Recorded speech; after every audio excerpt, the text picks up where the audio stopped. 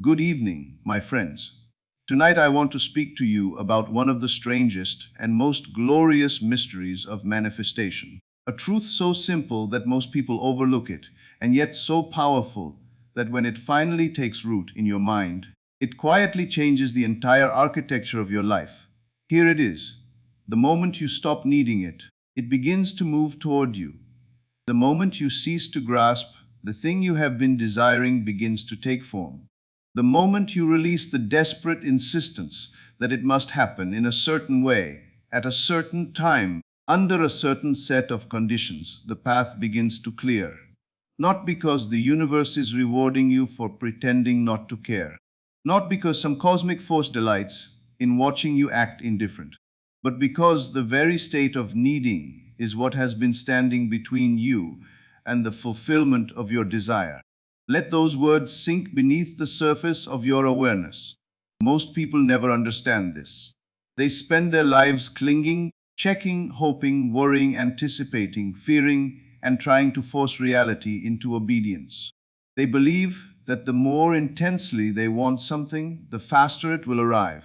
But desire, when it becomes desperate, no longer creates, it contracts, it tightens, it suffocates the very thing it seeks to bring forth. And so the human being, in his ignorance, begins to strangle his own good with his own hands. There is a sacred difference between desire and desperation. One is the creative motion of consciousness. The other is desire that has been wounded by fear. Desire in its natural state is beautiful. It is expansive. It is alive.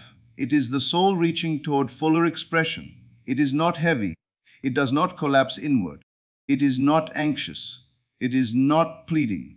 It is a quiet and joyful movement of being toward the greater life that awaits its awakening. Desperation is something else entirely. Desperation is desire that has forgotten its divine nature. It has accepted the lie that says, I am not enough until this appears.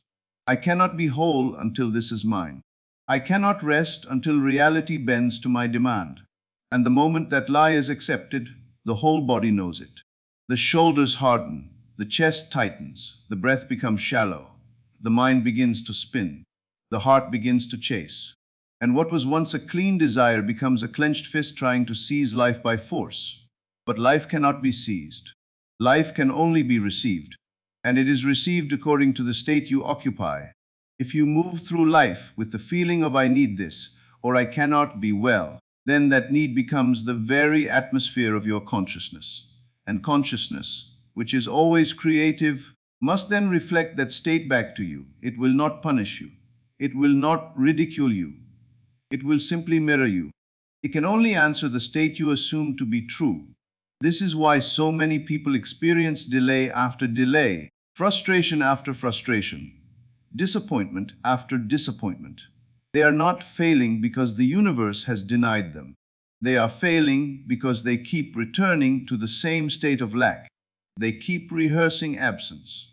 They keep living as though the thing is not yet theirs. And so their life continues to confirm that belief. Think of your own life. The evidence is already there. There have been times when you wanted something so intensely that you could barely think of anything else. You watched it. You monitored it. You checked every sign, every message, every detail. You tried to control the shape of its arrival. And the harder you tried to force it, the more it seemed to retreat. Then there were other moments, perhaps when you were not even trying so hard, when something beautiful entered your life with almost no effort at all.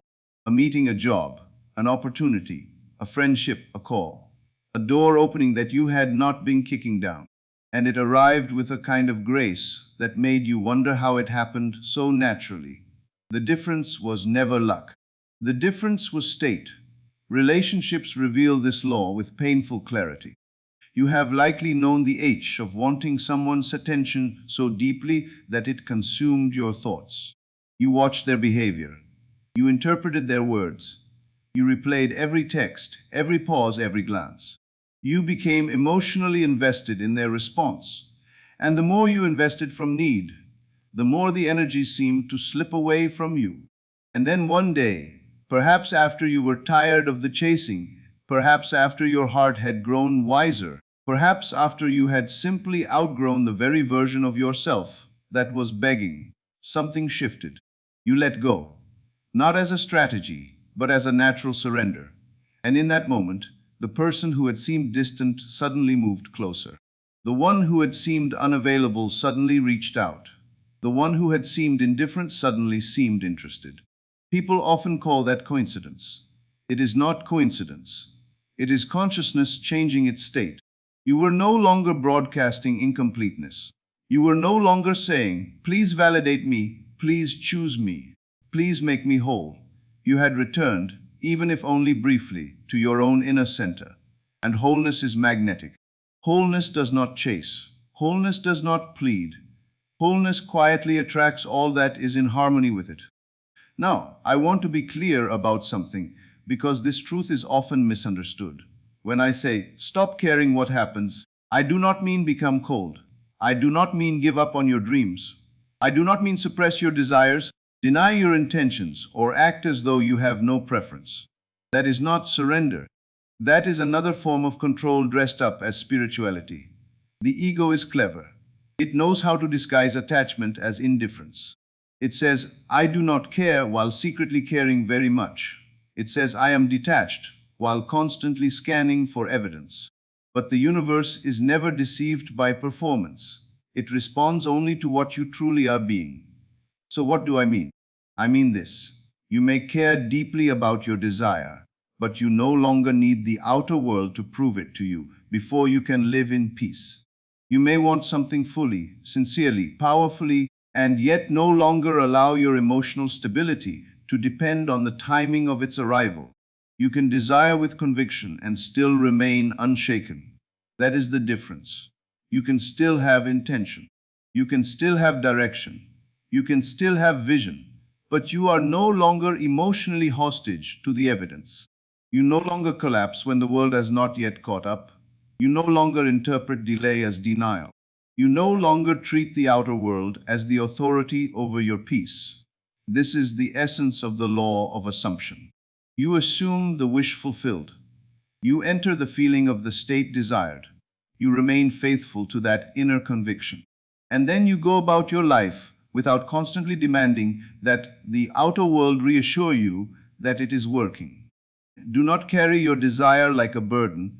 Do not keep lifting it up every 5 minutes to check whether it still exists. Do not dig up what you have already planted in imagination. Put the seed into the fertile soil of consciousness and trust the invisible process. Because something is always happening beneath the surface.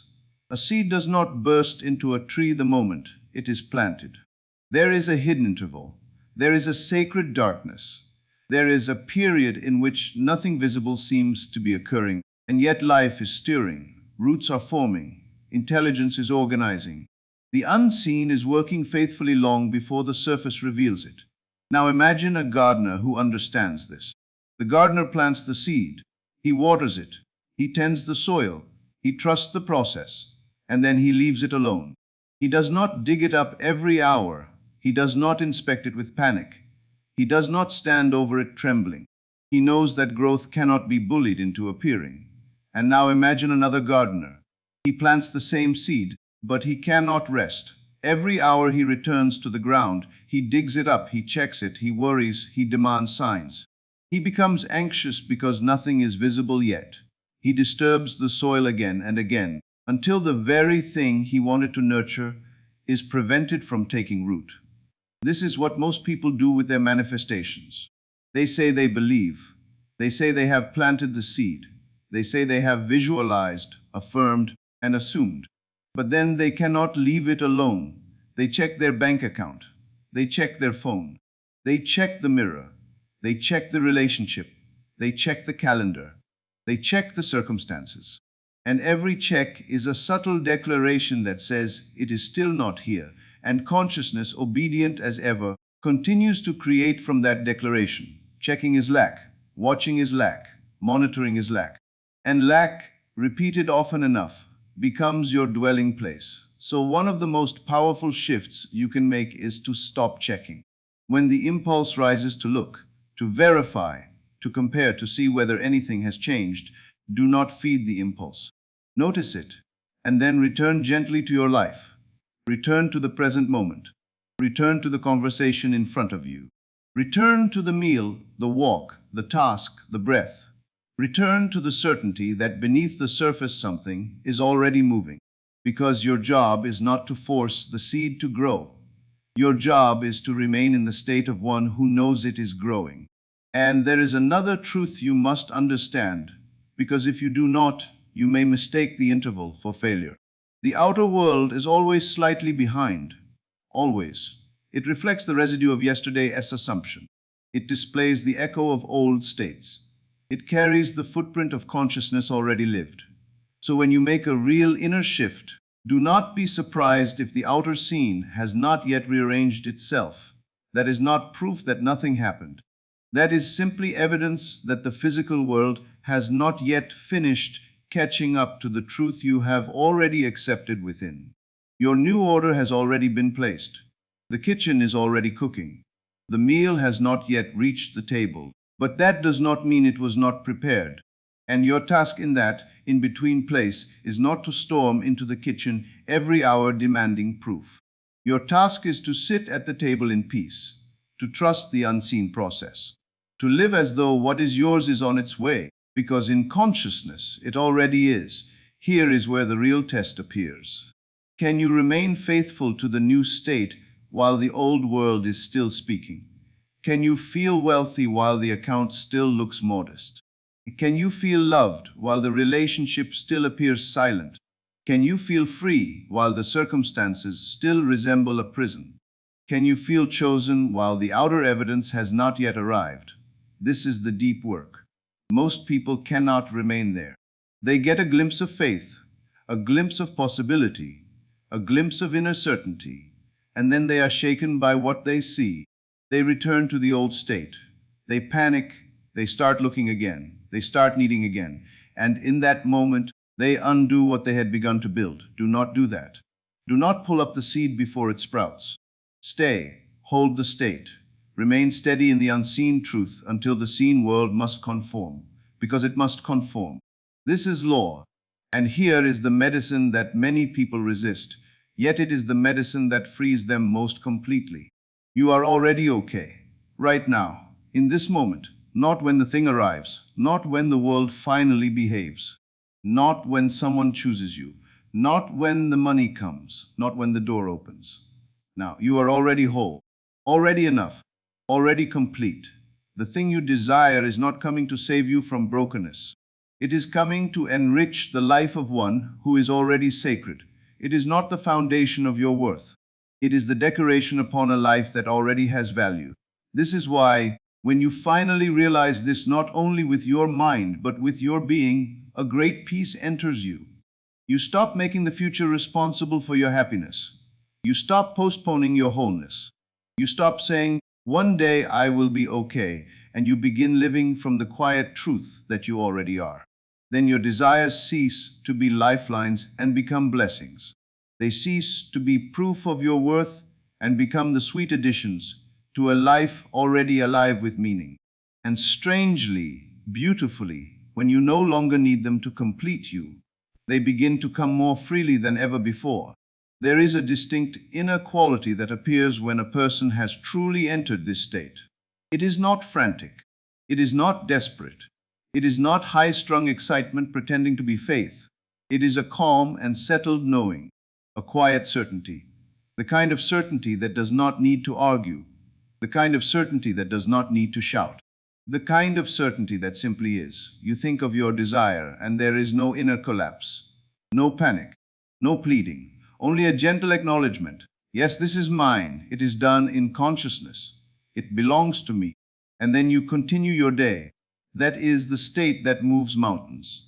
Not because it is loud, but because it is final. Not because it is dramatic, but because it is resting in completion. It is the feeling of someone who has already crossed the bridge, while the physical body is simply walking across the last few steps. And the world cannot help but obey the state you persist in. So let me give you something practical to carry with you. The next time you catch yourself caring too much, checking too much, worrying too much, gripping too tightly, pause. Stop for a moment. Take one slow breath. And ask yourself this question: what would soften in me right now if I knew with absolute certainty that what I desire is already mine? Notice what happens. The shoulders may drop, the jaw may loosen, the chest may open, the breath may deepen. That softening is not weakness. That exhale is not surrender to defeat. That relaxation is the state of already having. And you can enter it now, not after evidence, not after permission, not after confirmation. Now, then return to your life, wash the dishes, walk the street, speak to the person in front of you, do the work, eat the meal. Be present in the moment that is here. Let your desire do its hidden work beneath the surface while you remain in the state of trust. Do not dig it up. Do not disturb it. Do not hold it too tightly. Plant it in consciousness, and then live as one who trusts the law of growth. This is the secret hidden in plain sight. Surrender is not the opposite of creation. It is the highest form of creation. Trust is not passivity. It is the most powerful active state a human being can inhabit. Letting go is not losing. It is allowing. It is making room. It is ceasing to interfere with the divine intelligence already arranging your good. The masters of this truth are not the ones who desire the most, or visualize the hardest, or affirm the loudest. They are the ones who have learned how to desire from fullness rather than from emptiness. They have learned how to assume without strain. They have learned how to release the outcome without fear. They have learned to rest in the feeling of the wish fulfilled and to let the outer world catch up in its own perfect time. So tonight, I invite you into this simple but profound state. Stop caring what happens, not because you have stopped wanting beautiful things, but because you have already claimed them in consciousness. Stop checking, stop scanning, stop monitoring, stop gripping. Plant the seed and walk away from the garden. Trust the soil, trust the sun, trust the rain, trust the invisible intelligence that has grown forests, blossomed flowers, and moved the stars across the heavens without ever once failing. It knows how to grow your life too. And then live. Live fully. Live presently. Live from wholeness. Be at home within yourself. And from that place of quiet, unshaken completeness, watch what happens. Watch how doors open that you were never pushing on. Watch how people appear who were never being chased. Watch how opportunities arrive that you never had to force. Watch how life begins, almost without your noticing, to reflect the very thing you once longed for so intensely. Only now you are no longer desperate. And because you are no longer desperate, you can actually receive it. You can enjoy it. You can bless it. You can live it. That is what waits on the other side of release. Not emptiness, not loss, not the death of your dream, only the magnificent unfolding of what was always yours the moment you stop standing in its way. Stop caring what happens and see what happens. I assure you, what happens will astonish you. And if these words have stirred something within you, carry them gently into your night. Do not force them. Do not wrestle with them. Simply let them soften you. Let them loosen the grip you did not even know you were holding. And trust, deeply and quietly, that the moment you let go is the moment what is meant for you begins to find its way home. Thank you and good evening. This is Neville Lectures. I'll see you again in the next video.